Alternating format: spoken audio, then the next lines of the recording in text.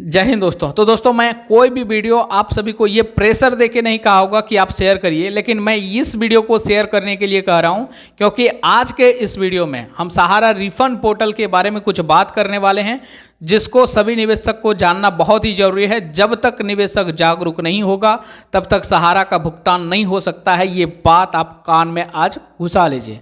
दोस्तों आज के इस वीडियो में हम कुछ ऐसा आपको बात बताने वाले हैं जो आपको अचंभित कर सकता है। ठीक है, तो सबसे पहले आप सभी लोग सहारा रिफंड पोर्टल में बहुत उम्मीद आशा के साथ अप्लाई किए होंगे और अप्लाई सिर्फ आप इस बात के लिए किए थे क्योंकि सहारा रिफंड पोर्टल जब लॉन्च हुआ था उस दिन अमित शाह जी एक वीडियो के माध्यम से सारे निवेशक को गाइड भी किए थे, लेकिन सहारा रिफंड पोर्टल पे कोई भी लिखित में नोटिफिकेशन उन्होंने नहीं दिया था। सिर्फ अमित शाह जी का वही भाषण वाला वीडियो के आधार पर सारे निवेशक ने क्लेम किया, जिसके कारण 99% लोगों के पास डिफिशिएंसी कम्युनिकेटेड का मैसेज गया। और यदि आपके पास भी डिफिशिएंसी कम्युनिकेटेड का मैसेज गया होगा, वहाँ पे बताया गया होगा कि री अप्लाई करने का लिंक मिलेगा, वहाँ पे री अप्लाई करना है। लेकिन सच तो ये है कि अभी री अप्लाई का जो लिंक मिला है सिर्फ उन लोगों के लिए एक्टिव किया गया है जिसका इन्वेस्टमेंट सहारा के 4 कोऑपरेटिव सोसाइटी में 19,999 तक का था। वही लोग अभी री अप्लाई कर सकते हैं, लेकिन वो लोग भी अभी री अप्लाई करने के लिए जा रहे हैं तो वहाँ भी तरह तरह का बहाना देखने को मिल रहा है। आप सभी को यहाँ पे कुछ निवेशक का कमेंट दिख रहा होगा, आप इस कमेंट को सर खुद पढ़ लीजिए, मैं कमेंट को यहाँ पे लगा देता हूँ। ठीक है, बाकी री अप्लाई जब करने के लिए जा रहे हैं तो किसी का नेम मिसमैच बता रहा है तो पोर्टल मेंटेनेंस में है, तब किसी को FAQ का पॉइंट नंबर 3 में रेफर कर दिया जा रहा है। तो भाई ये सब चल क्या रहा है आखिर? क्यों सहारा रिफंड पोर्टल में तो तमाशा चल ही रहा था, लेकिन सहारा री अप्लाई पोर्टल में भी तमाशा चलने लगा। तो आखिर निवेशक का भुगतान कैसे हो सकता है? सिर्फ सहारा रिफंड पोर्टल से जो पैसा लौटाने का जो प्रक्रिया चल रहा है, जहां पे सिर्फ प्रथम किस्त में 10,000 रुपया निवेशक को लौटाया जाएगा, जिसका सिर्फ और सिर्फ अब 25 दिन समय बचा है। क्योंकि आप सभी को मैं बता देना चाहूँगा कि जब सुप्रीम कोर्ट ने यह आदेश दिया था कि सहारा के 4 कोऑपरेटिव सोसाइटी को पैसा लौटाना है 5,000 करोड़ रुपया, और ये 5,000 करोड़ रुपया निवेशक को लौटाने का जो प्रक्रिया है वो सिर्फ और सिर्फ 9 महीने का समय CRCS को दिया गया था। यदि CRCS 9 महीने के अंदर निवेशक को पैसा नहीं लौटा पाती है, जो पैसा लौटा दिया वो तो ठीक है, जो पैसा बच जाएगा वो फिर से सहारा और सेबी के रिफंड खाते में जमा कर देना है। हालांकि ये समय और बढ़ेगा या फिर नहीं बढ़ेगा, इसका अभी कोई भी नोटिफिकेशन नहीं आया है। तो आखिर इस तरीके से सहारा रिफंड पोर्टल में चल रहा है। अब यहाँ पे बताते हैं कि सहारा रिफंड पोर्टल में निवेशक को किस तरीके से सिर्फ और सिर्फ पागल बना रहे हैं, और इस पोर्टल में पैसा मिलने का तो भाई दूर दूर तक चांस नहीं है। सबसे पहले आप सभी को वो वीडियो का बात याद करा देना चाहूँगा। जब सहारा रिफंड पोर्टल लॉन्च हुआ था उस दिन अमित शाह जी उस वीडियो के माध्यम से बताए थे कि 4 करोड़ निवेशक सहारा रिफंड पोर्टल में अप्लाई करने के लिए एलिजिबल हैं। लेकिन यहाँ पे निवेशक जब अप्लाई कर रहा है तो अप्लाई करने के बाद 99% लोगों के पास डिफिशिएंसी कम्युनिकेटेड का मैसेज आ रहा है। तो आखिर ये अमित शाह जी क्यों बोले थे कि 4 करोड़ निवेशक सहारा रिफंड पोर्टल में अप्लाई कर सकते हैं? इसलिए ना कहे थे क्योंकि CRCS के पास 4 करोड़ निवेशक का डेटा पहुँच गया था और उस चीज़ को CRCS ने वेरीफाई भी कर लिया होगा। उसके बाद ना कहीं क्लेम लेना स्टार्ट किया होगा। तो जब क्लेम लिया उसके बाद 99% लोगों का क्लेम क्यों रिजेक्ट किया जा रहा है? आखिर कौन सा लोगों का डेटा CRCS के पास पहुंचा है?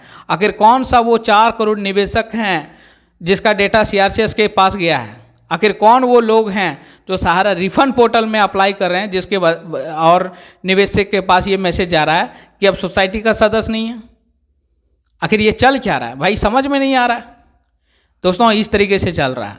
ठीक है, बाकी यहाँ से अब तो पूरा साबित हो चुका है कि ये जो सहारा रिफंड पोर्टल है वो सच में सहारा का पैसा लौटाने के लिए नहीं, बल्कि ये सहारा रिफंड पोर्टल लॉलीपॉप के तरह है, और ये लॉलीपॉप इसलिए निवेशक को दिया जा रहा है ताकि 2024 में जो इलेक्शन है वो साफ साफ हो सके।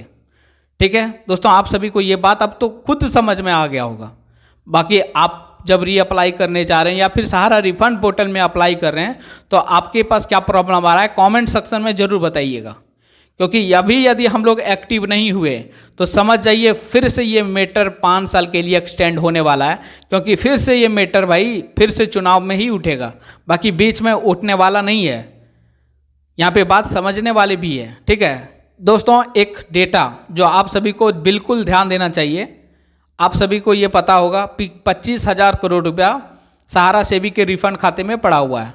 और ये बात आप न्यूज़ चैनल के माध्यम से भी सुनते होंगे, जो इंटरनेशनल न्यूज़ चैनल है चिल्ला चिल्ला के बताते हैं कि 25,000 करोड़ रुपया सेबी के रिफंड खाते में पड़ा हुआ है और जिसके कारण निवेशक का भुगतान नहीं हो पा रहा है। लेकिन सच तो ये है कि सहारा के 4 कोऑपरेटिव सोसाइटी में 1 लाख करोड़ रुपया लगा हुआ है, जिसमें से सिर्फ और सिर्फ 25,000 करोड़ रुपया सेबी के रिफंड खाते में है।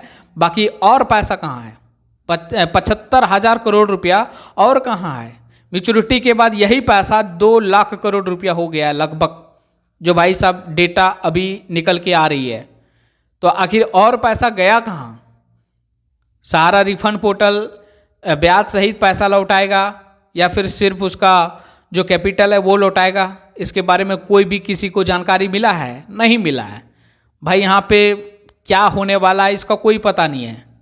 सबसे पहले अमित शाह जी क्लेम ले रहे हैं, उसके बाद उस क्लेम को रिजेक्ट कर रहे हैं, जिसका मन उसको पैसा दे रहे हैं, जिसका मन उसको पैसा नहीं दे रहे हैं।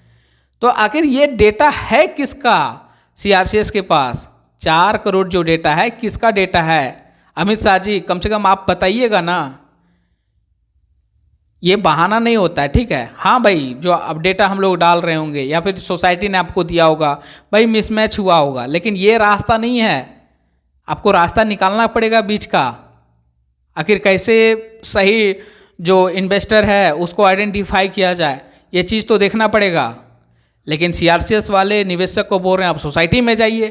भाई सोसाइटी जब निवेशक से फर्जीवाड़ा किया है तभी ना कहीं निवेशक सरकार के पास गई है, और फिर आप कहिएगा कि सोसाइटी के पास जाइए, यानी कि मेरा घर से चोर चोरा के ले गया, और जब हम पुलिस थाना जाएंगे तो क्या पुलिस थाने वाले बोलेंगे आप चोर के पास जाइए अपना सामान लेने के लिए, कि पुलिस वाला चोर के पास जाएगा? तो दोस्तों ये सारा मैटर यहाँ पे समझिए, ठीक है। जो अमित शाह जी खुद बात बोले थे, आखिर उस बात से अब पीछे हटने लगे हैं। आप सभी को यहाँ पे दिख रहा होगा और ये चीज़ साबित भी हो रहा है।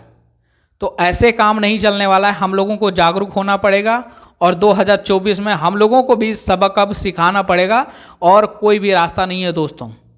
जब तक हम लोग एक्टिव रहेंगे तब तक हम लोगों का पैसा कोई नहीं मार सकता है, लेकिन जिस दिन हम लोग इनएक्टिव हो जाएंगे ना, सारे निवेशक इनएक्टिव हो जाएंगे ना, उस दिन आपका पैसा भाई यहाँ पे चला जाना है, ये तो बात तय है। और मैं सहारा के एजेंट भाई से भी निवेदन करना चाहूँगा कि आप लोग 12 लाख कर्मी हैं। बहुत सारे न्यूज़ चैनल में हमने सुना है कि रेलवे के बाद सहारा एक ऐसा संस्थान थी जो सबसे ज़्यादा जॉब दिया करती थी।